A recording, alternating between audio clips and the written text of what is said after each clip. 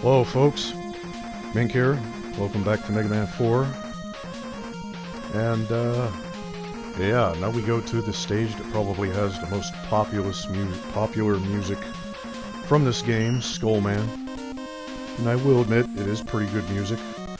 I also kind of like Skullman himself as a design, then again I like skulls, so me and Dr. Wily at least have that in common.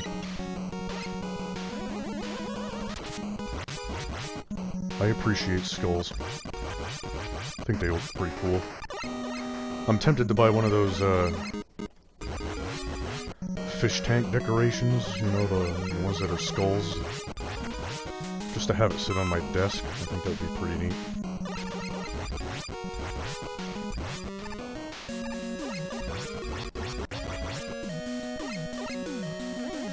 And yes, my computer is hitching up a storm right now. I might... yeah, we'll save that.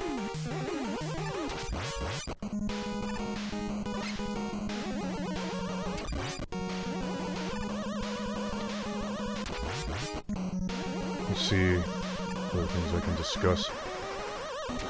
I know in one of my earlier videos I said the game was less clear. That was probably not the correct term.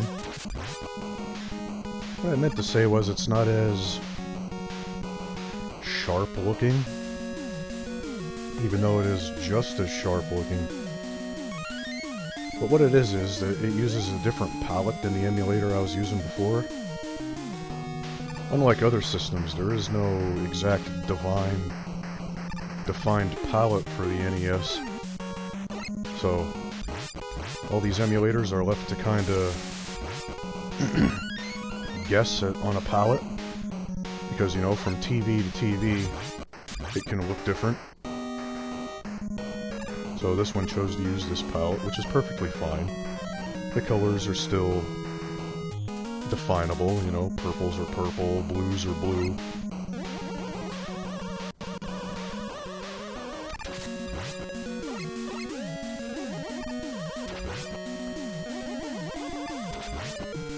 Yeah, you'll notice in like the Toadman video, Mega Man was more cyan as a secondary color, but here he's more of a like light blue. That's just one example. Here we use the balloon. Don't have to use the balloon, but just to be safe, I'm making it up there. Might as well recharge Toad while I'm at it, I guess. Actually,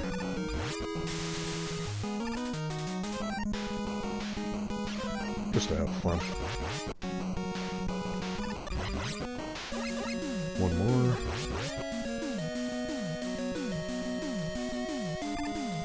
Now all of a sudden, sunset. Yay.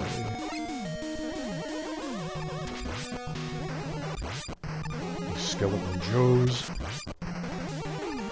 Oh, nice shot. Nice shot. And here we get to Skullman.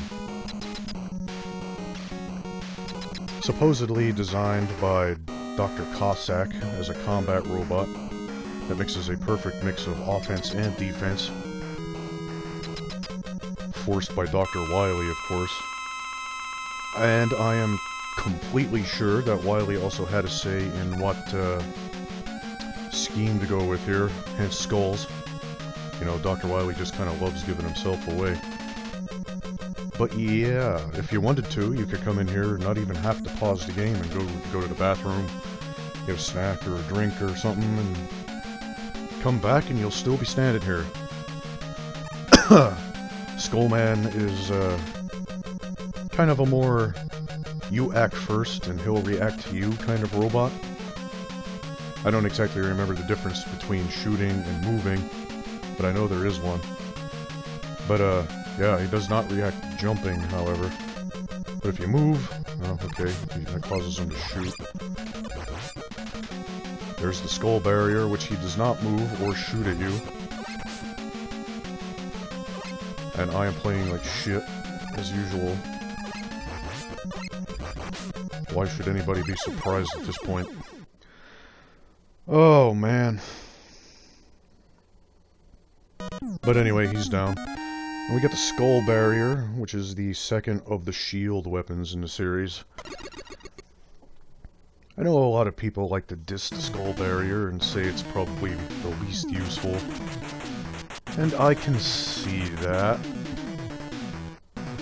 But you know, whereas Leafman's shield, the Leaf Shield, was really good for attacking and really good at defending,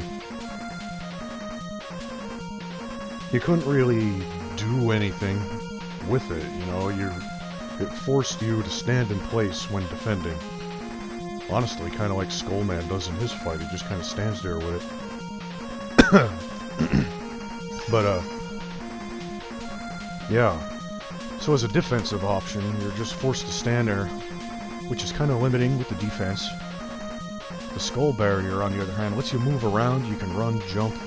You can't shoot, though. It's no offense with it whatsoever. But as soon as it absorbs a hit or hits something, it's gone. And you have to summon another one. Which is its only drawback, really. But, I don't know, it's an okay-ish shield weapon to me.